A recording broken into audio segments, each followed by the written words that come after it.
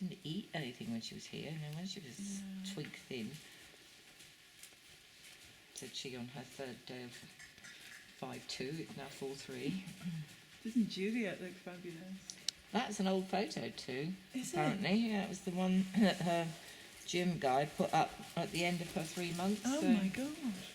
She put on half a stone, she said, over the summer, but she's She back lost in the it gym again. again now, losing it. Yeah, it's just a little bit amazing. more hollow backed on this side.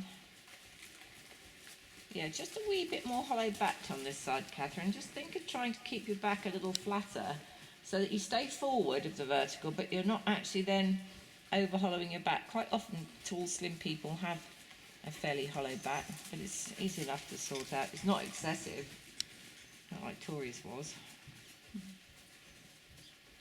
Yep, very nice. And ride forward to walk again.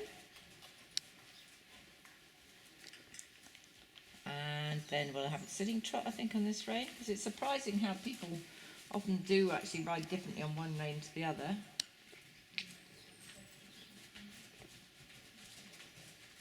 Just a little bit of pelvic wriggle there. Okay, and then bring him back to walk. And what I want you to do is just take your feet out of the stirrups and point your toes down as if you're on ballet points. Don't worry about crossing the stirrups over. So that you really sort of bring the toes back a little further and down. So, yeah, just, again, watch you not then over hollowing your back. Just drop your rib cage slightly, yeah, without rounding your back, and look up. Good. Now let's pop back up to sitting trot. Just hold on to that strap on the front and pull up slightly with your hands against it, but not sort of backwards, just slightly upwards. And see if you can just feel the left, right movement of his back, but without wriggling your bum underneath you at all, because that's the thing that is so difficult to stop.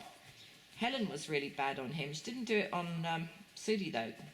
That was the interesting thing. That week that you were on holiday, Kay, too, with Helen, I actually got her to put her hand on her stomach rather than actually putting the belt on, you know. And when she could actually feel her stomach sort of wriggling too much, she was able to sort of control her core more by just putting a hand on. And I confess I've never done that before in my life. So, see, I'm still learning to do new things with riders. Okay, and Tarot. Point those toes down. Even if you feel like you're bouncing a little bit to start off with, point the toes down and a little more in. Yeah, that's better. Good, Kathryn. Just watch the shoulders aren't coming just a fraction back. Just pull up a little bit more if you need to on the strap. And then close your seat and walk again.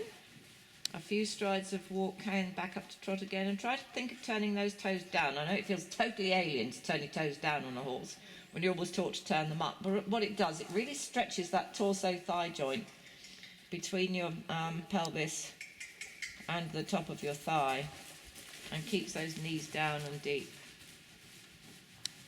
Yeah, good, very good. And walk again. But the toes are still wanting to creep up. Desi Laurent used to have to tell me, toes down, toes down, toes down, about every 5 seconds, because you're just so indoctrinated to turn them up, you know. And Tarot again.